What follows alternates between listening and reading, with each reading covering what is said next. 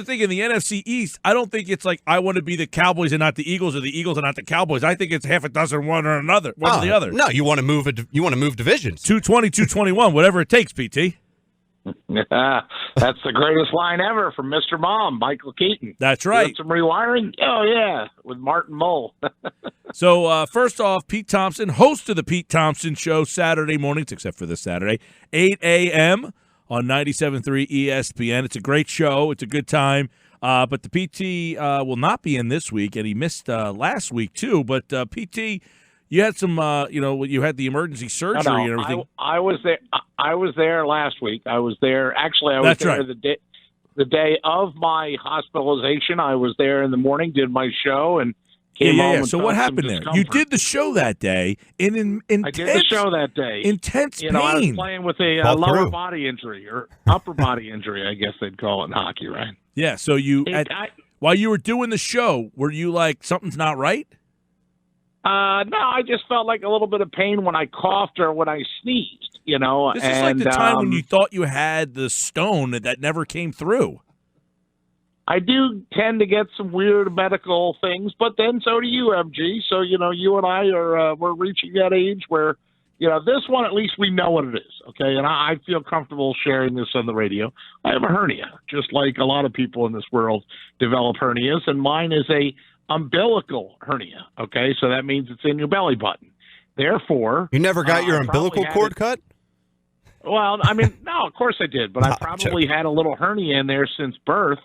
And, the skinnier PT, no problem. But the bigger PT, the way the doctor described it was take a balloon, put more air in the balloon, put more air in the balloon, put more air in the balloon. Pretty soon that wall of the balloon's pretty thin, and things can, it's very easy to pop the balloon, and or in my case, the hernia can develop because the abdominal wall is stretched out. So the PT just thought he was getting a little too big. He didn't realize he, had an issue, but, let's put it this way. My belly button looks like the poppin' fresh dough guy. Ooh. And if you pushed it, I wouldn't go hee hee. I would not make that noise.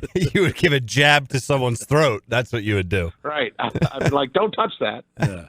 Well, Pete Thompson, you were supposed to be at the game the week before, the Seattle game. I was supposed to be at the Seattle game, yes. So I did my show that Saturday, had some discomfort, came home and was really in pain.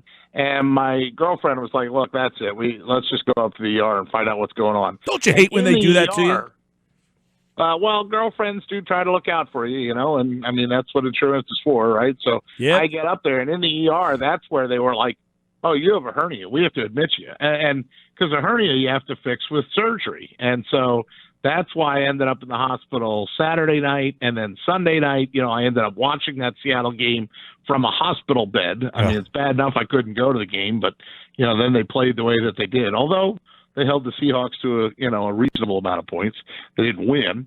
But then Sunday, Monday, finally, like late Sunday, the doctor came in and kind of, did some stuff and said, all right, the main guy will be in tomorrow to talk to you. Well, it wasn't until like 5 o'clock on Monday that the main guy came in and talked to me and said, so you're going to need surgery. We're going to schedule it. I'll have my nurse get back to you. Well, then they didn't schedule the surgery until Wednesday. And I'm like, oh, my God, like Thursday's Thanksgiving. Am I going to be in the hospital for Thanksgiving? Thankfully, the guy came back and had a consultation with me, and we decided that we're going to hold off on the surgery because even though I need it, I'm not like in dire pain. I'm not like, having any other issues. It's just, like I said, I look like I got Quato from Total Recall, sort of in my midsection, which is, maybe not the most glamorous look, but hey, you just wear a little bigger shirt, right? All right. Oh, man. So what did you think about losing to the Miami Dolphins? Absolutely pissed me off, quite frankly. How do you lose All right, a game? then. Yeah, there you go. Boom. You're up. You're up in the third quarter, right? How do you lose that game when they, and I had Alshon Jeffrey on my fantasy team. When they catch that touchdown and go up in the third quarter, how do you blow that lead? I just don't understand it. I certainly didn't see it coming. And I was sending out some tweets during the game, certain tweets of things that ticked me off, like first Ronald Darby was getting beat, and then, of course, look, they could not handle Javante Parker. plain and simple. They had no Devontae, excuse me. They had no answer for him, and no matter what they did, no matter who they put on him, this guy looked like a Hall of Famer. Then like the trick play, I'm sorry, you should not have a punter to a kicker touchdown. That's ridiculous. And I heard you, Gil, talk about preparation and the fact that the Dolphins were more prepared than the Eagles were. When it comes down to me, that's what as I was watching the game, that's what I just kept saying. I said, they are just not prepared for anything Miami's doing. And that's why Miami was able to go up and down the field. They could not figure out how to stop them and make the adjustments. Offensively, I felt like they were okay. They were okay. I mean, like some of my tweets too, and I guess my wish came true today. I said Mac Hollins ticks me off and is almost a waste of a roster spot for me.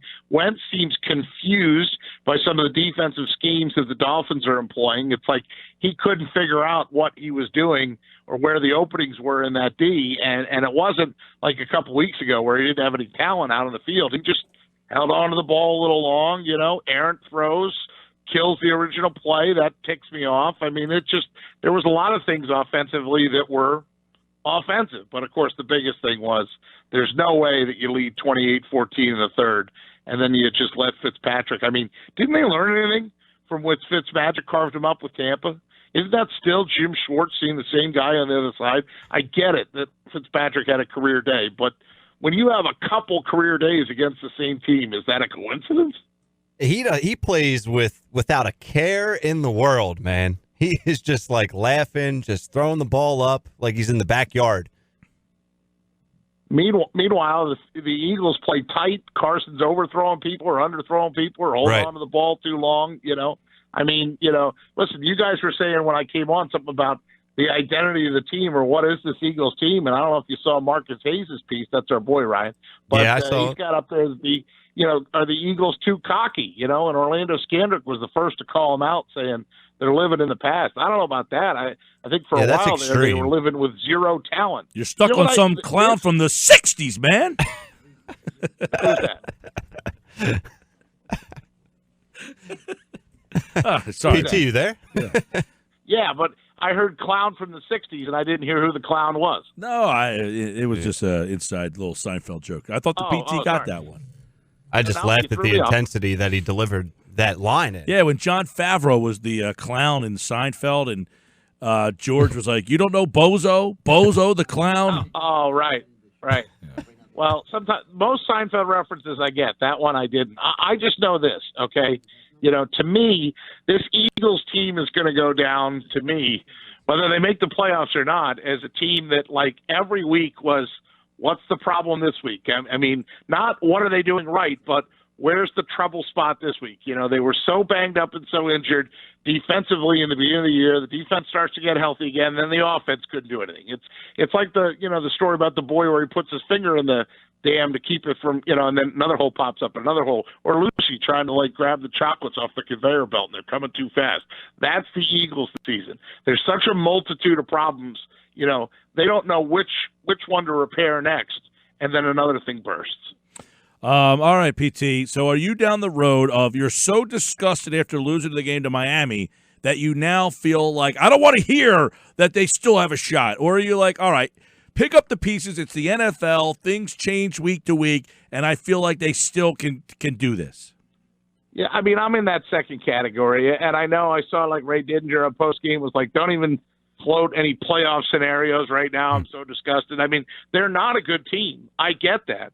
But the rest of the teams they're playing, including the Cowboys, are also not good teams either. So, I mean, that's I frankly, that disappoints me that Ray does that, to be honest with you. Because, he's the guy who's supposed to be some voice of reason and to say, look, it's really bad, and explain to people, you could do what you know what I mean? You could do what you want with this information. But for him to be the guy that's telling the fan base, I don't want to hear it, I think that's I just don't think he can go any other way on that show.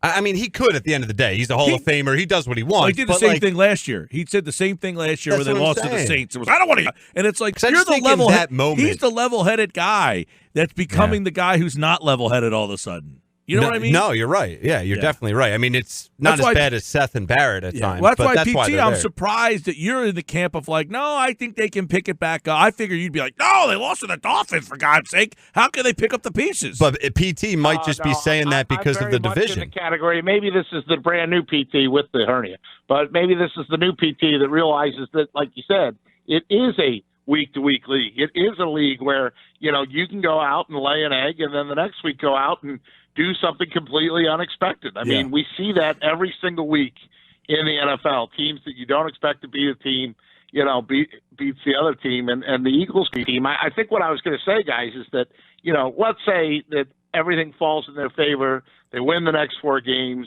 They beat the Cowboys. Everything falls in their favor. They actually make the playoffs. Do you actually have any confidence? No, but okay, let's stop right there then. No, but let's stop right there. Are we at the point as sports fans that now making the playoffs, like in the NFL, it's one thing if you're the 8th seed in the NBA, but I'm talking about like if they make it to the playoffs and let's even say they won a game. A couple of years ago, if you remember this, Pete Thompson, Carolina got to the playoffs. They were 7-8-1, and they won their first-round playoff game. But we're as sports fans, we are so jaded now, and I think a lot of this has to do with like the process in the Sixers, where if you're not in the top 1%, you want to be the worst team. Meaning, not in the NFL though. But it sounds like people are at, like he just said, only in the moment. What do you just want to get to the playoffs? You could get knocked right out. But isn't that what you're supposed to want in the NFL? Make the playoffs. Yeah, people only say that after the fact. If the Eagles get in and lose, he's saying it now. It's not hockey.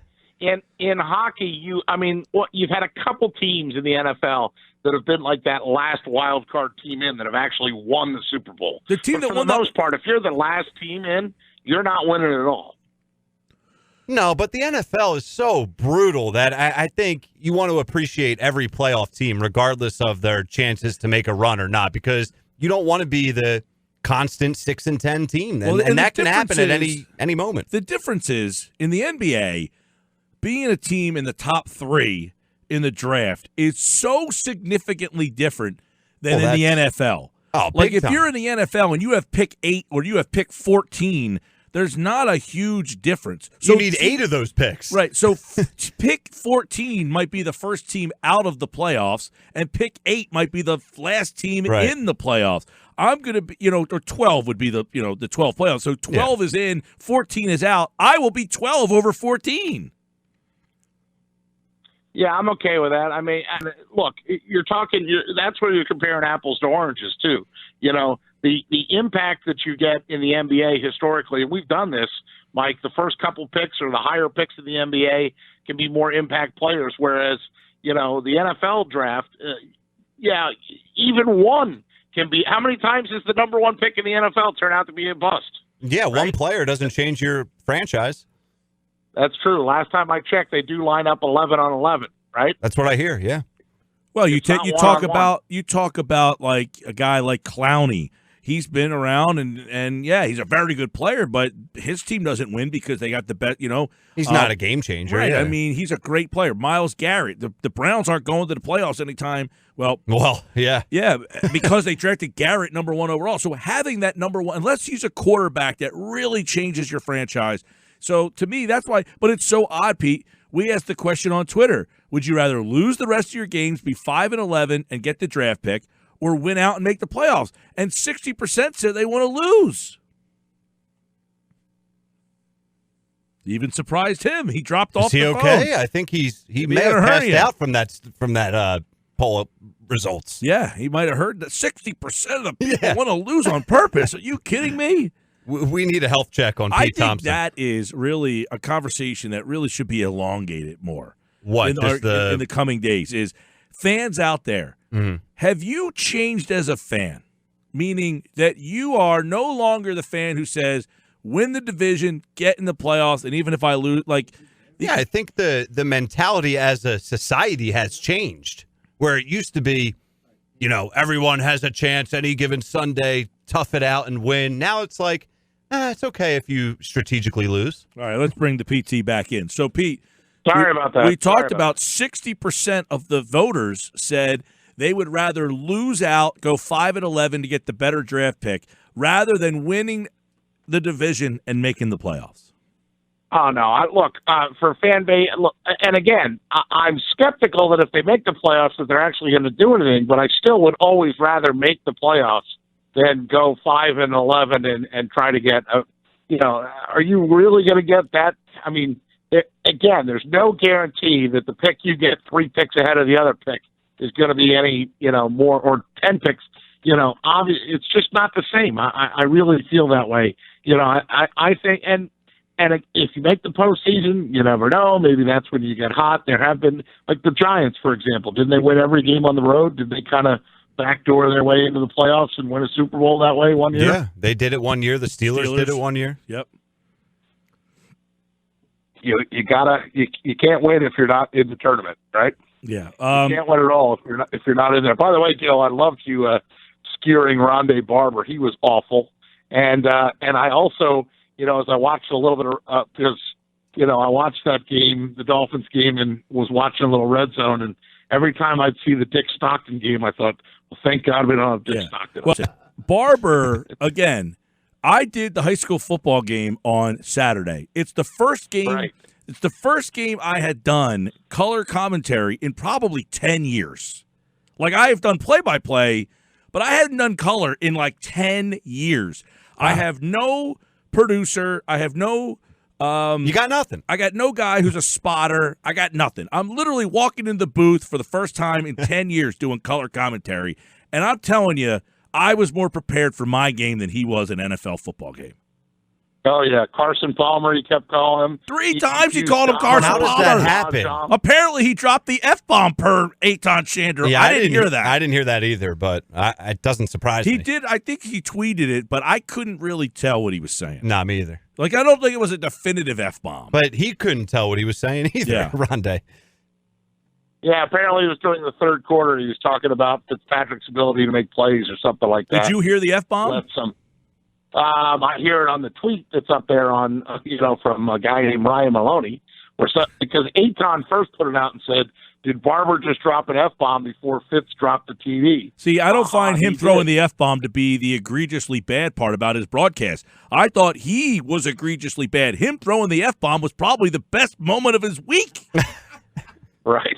Right, he finally got some attention. I mean, I'll tell you, he was awful. I mean, and that's saying something, because Fox, let me put it to you this way: Barber was so bad, and when I heard Dick Stockton, I almost thought to myself, well, I'd love to send a tweet to Fox Sports and say, why don't you put Kevin Kugler on there? And then I thought, since Kugler and I are buddies, somebody would call me out for saying, well, you just want him in there because he's your friend. No, I want him in there. I don't think they would put 2 and 2 together on that, PT, from a tweet. Sorry. You don't think they would? No. Does Kugler follow you on Twitter? I don't know. I'd have to go look. Maybe he does. I don't know. Flyers. He does. Flyers had the best month of November that they've had in. Pretty unbelievable, wasn't it? It's. I'll tell you. Somebody tweeted. I think it was Anthony Sanfilippo from Crossing Broad who tweeted that they're the most entertaining team in town right now. Well, they're up tempo, right? They went 10-2-4. That was the league best, 24 points. Metro Division's the toughest division. They're 3 points behind the Islanders, right?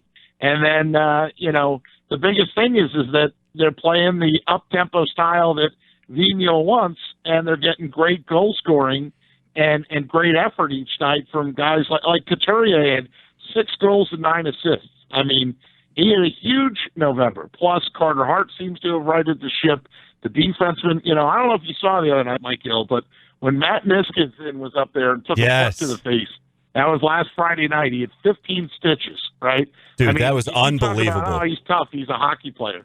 The guy looked like Freddy Krueger worked him over, and he's standing there with 2 plugs in his nose and stitches down the side of his lip going, it's not as bad as it looks. It's not a big deal. By the way, no big deal. PT, I have some breaking news for you. You ready? Yes. I have an easy pass. Holy cow! That's huge, dude. Why didn't we lead with this? The show might know that, like the scene in Liar Liar where Jim Carrey pops his glove box and all the tickets fall out. Mike Gill was in a long fight with the folks that run Easy Pass. Yes. He still kind of is. I kind of backdoored my way, and they helped me get it, actually, indirectly. So I'll give you the Cliff Notes version if you want, PT. I love it. I like these stories. So I went to the Sixers game a couple of weeks ago, and I was using my girlfriend's transponder because, of course, I don't have one. Mm-hmm. Sure. And on the way home, they sent me a picture of my license, and I'm thinking, these SOBs again with this. I had a transponder in the car. They have a whole Mike Gill team. Yeah. So I called them on my way to Baltimore. I was on my way to Baltimore last week, and I called them, and I told them, I said, look, you sent me this violation. I had a transponder. This is the number. So the guy says, well, what's your name? And I gave him my name, and here we go. The red alerts went off. Yep. He says, sir, Code 211. you have a number of violations from 2014 that are outstanding. I said, yeah, and I'd be happy to clear them all up with you guys, but you refuse to take my money. I am willing to give you the money for these violations right now and clear this whole thing up. I'll take another transponder. We'll start from scratch. And he refused. So I said, all right, well, there's fees to those tolls. Well, I said, why. I will pay the tolls. I have no problem paying the tolls. I'm acknowledging that the toll my transponder was not working. I'm acknowledging that I owe that money. Right. But I'm not paying the administration fee. It's not happening. Sorry. Mm-hmm. So you can either take my toll money and we can clear this up and start over, or boom. And they said, no. I said, well, then who's the idiot here? You're not getting any money now. And then the guy directed me. He said, well, you know what you could do, sir? You can sign up for a transponder in another state. I said, wait a second. I could go to Delaware, Maryland, PA, and just sign up and they'll send me one? He goes, yeah. He goes, so I said, are you telling me not to pay this fee? He says, I wouldn't. That's not what he said. That's not what he said. Oh, that's great. That's not what he said. But he essentially was like, look, even if you pay me the tolls, he said, we still can't give you the transponder. I said, well, then I'm not going to pay you. Wouldn't your plate still pop up, though? Isn't it still going to ping every time you go through the Easy Pass in Jersey? Because I have an Easy Pass transponder now. Right, but it's just it's just from the PA Turnpike. I get it, but that's beautiful. Yeah, so the PT, I got an Easy Pass now. I'm back in action, baby. Let's hit the open road. I have something in common. We both have PA Easy Pass. Oh, you have a PA Easy Pass too? See, yeah, it works. Wow. You can use the Easy Pass anywhere you want. Like yeah, if you're but in Jersey, saying, you had your girl's Easy Pass and you got pinged. So what's the difference now? Yeah, but I think it's because it was like hidden. Oh, okay. Like it wasn't in plain view, maybe. Oh, okay. Because it worked on the way up. I love when he said his name, like bells and whistles went off at the He said, sir, code 211, we need backup. We have Gill, Mike Gill. He said, this is from 2014. I said, I'm well aware, buddy. We can go down this road right now if you want to. The infamous Gill case. Red alert. I love the fact, though, that he gave me the information to go to and I was like, oh. So I went on the website, PA. I got it sent to me in the mail. Here it is, right in the studio. Beautiful. Here. Gotta love it. PennDOT, PA Turnpike. Right. I was going to go Delaware, but I figured I used the Walt Whitman a little bit more than the Delaware Memorial, so that's why I went down that road. Well, this is a trick. People that are listening, I'm sure know this. My sister lives in Maryland, but I think their Easy Passes are from Virginia because Maryland charged a certain amount, or there was some, they didn't like how it replenished, or there was some tweak to it that they didn't want to deal with, and Virginia was easier, and boom, they went to Virginia. Okay, fine. Yeah. This is good. We're giving out good info here. So if you have workarounds. All right, Tuesday with Thompson. Pete Thompson is off this Saturday, but he will be back every Saturday after for the rest of eternity. I don't know about that, but we'll have some discussions. I'll be back for a couple Saturdays afterwards, that's for sure, and then I'm going on my Flyers road trip. That's for you, right. Josh. Ooh. I know you're listening somewhere. Well, we got other people that can help us out. Josh doesn't have to be the only one, PT. That's true. That's for you, Ryan, or anybody else that, All right, Peter. Coach. Have a great one. All right, good to catch up with you guys. Bye now. All right, Pete. Pete Thompson, like all guests, appeared via the Boardwalk Honda hotline.